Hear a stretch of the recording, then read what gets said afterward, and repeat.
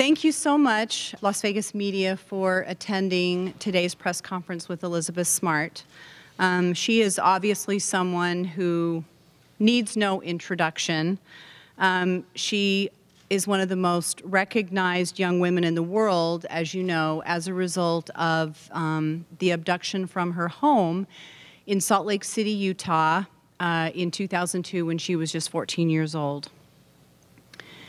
She was held captive for 9 months, enduring significant hardship, emotional neglect, cold, heat, starvation, mental torture, and of course, sexual assault. Just as her kidnapping and her eventual return to her home 9 months later remains still today one of the most high-profile news events of our time, fortunately for us, Elizabeth has chosen to continue to remain in the spotlight to do good work. She stands as the ultimate symbol of healing and survival to victims of sexual assault everywhere. And for that, the Rape Crisis Center of Las Vegas is truly, truly grateful. Tonight, at the Rape Crisis Center's 40th anniversary Signs of Hope dinner, Elizabeth will share her story and show that it is possible to not only reclaim your life, but to love your life. I'm going to start today's press conference by asking Elizabeth a couple of questions that were submitted in advance of the press conference, and then we will open it up to the floor. As a mother of girls, how can I protect and prevent my daughters from being victims? First of all, well, my mom is my best friend, and one of, I think, the ways she has empowered me most was by talking to me, by just keeping that line of communication open with me at all times so that if I ever did feel uncomfortable, I could turn to her and I could tell her what I was scared of or what I was worried about. So I think communication is a huge, well, a huge factor in helping your daughters to remain safe. So, and when I say communication, I mean, yes, being involved in their life, but also, I mean, having those discussions that are harder and maybe a little bit more awkward to have, but in the long run, it'll be so good because then they'll feel like they have a choice and they'll feel like they're prepared if they are ever approached by someone who does not have their best interests in heart, or if they ever find themselves in a situation where they feel uncomfortable or scared in. How do you cope with the trauma in your life? Is it always front of mind in some way, or are there reminders that sneak up on you? And if so, when that occurs, how do you handle it? No, my trauma is not something that is always at the forefront of my mind or something that follows me around. And I believe that since we're all different and we all experience things differently, that we all have a different path to healing, that I mean, just like there's truly no one-size-fits-all in the clothing department, there's really not a one-size-fits-all in the healing process.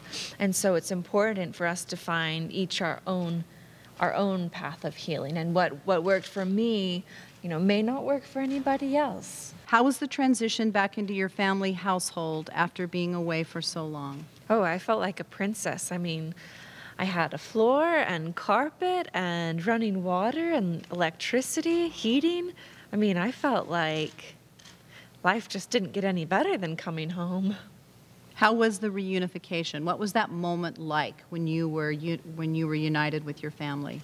Oh, it was the best feeling in the world. I mean, I felt safe again. I felt like nobody could hurt me, like I didn't need to worry anymore or be scared anymore.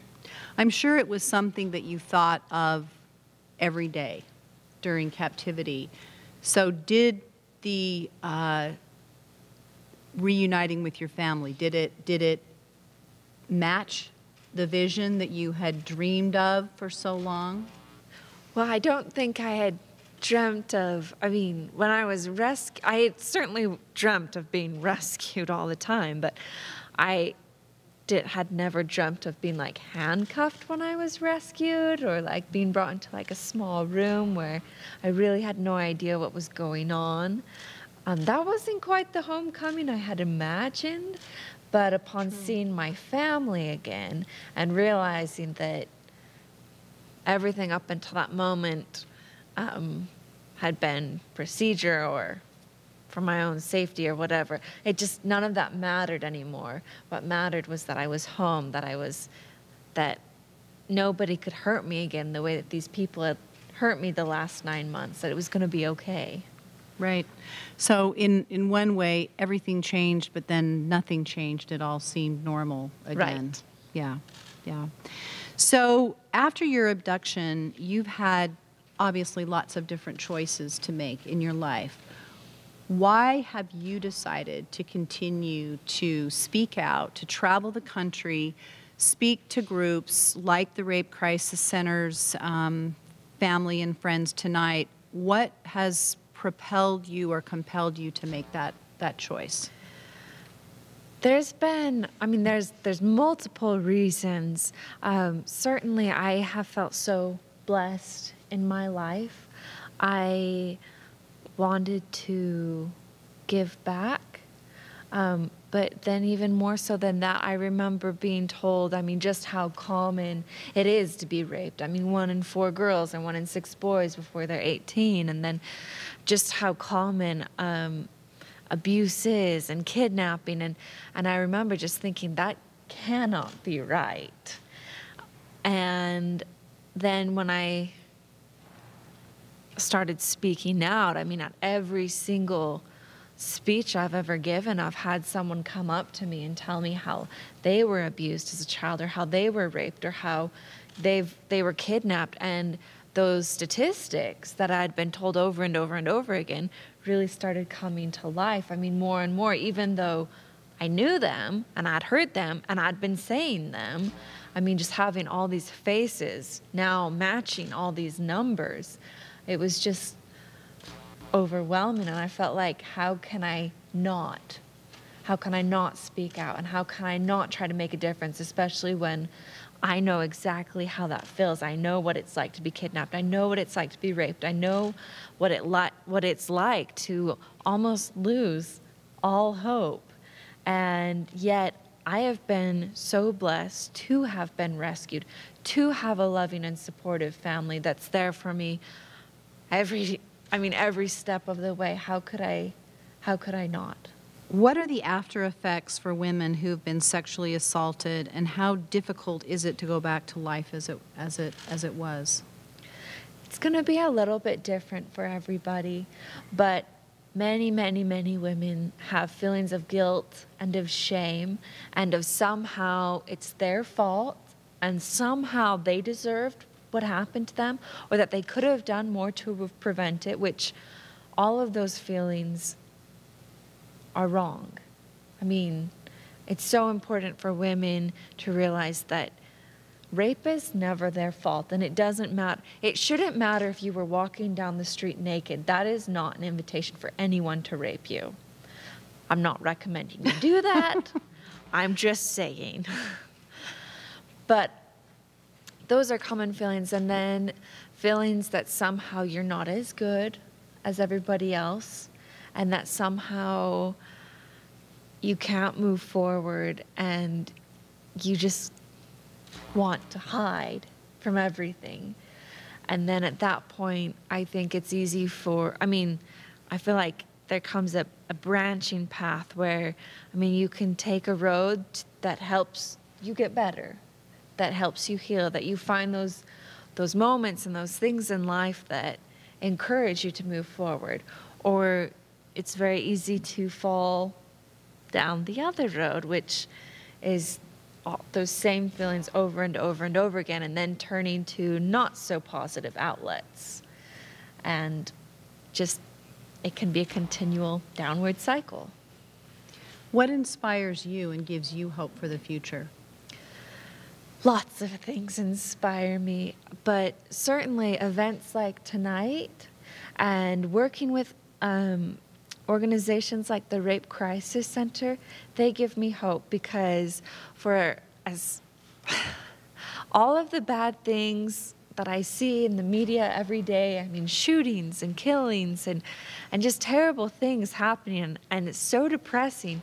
I come to these events and I work with these organizations, and I see so many people coming together that care about their community, that want to make a difference, that want to make sure that rape doesn't continue, that abuse doesn't continue, that kidnapping is no longer acceptable in our community. I mean, I just see so many people coming together. That's what inspires me and helps me realize that there truly are so many more people out there who are good and who want good things. Certainly, I do believe education is a huge point, and I don't have like a specific age saying, okay, at 8 years old you teach this, at 10 years old you teach this, but I think teaching them from very young that there are things that are acceptable and there are things that aren't, and if someone makes you feel bad or uncomfortable, you can fight back, and then you can come to me and I'll protect you and I'll believe you and I'll always be on your side. I mean, I think having those kinds of conversations with your kids from,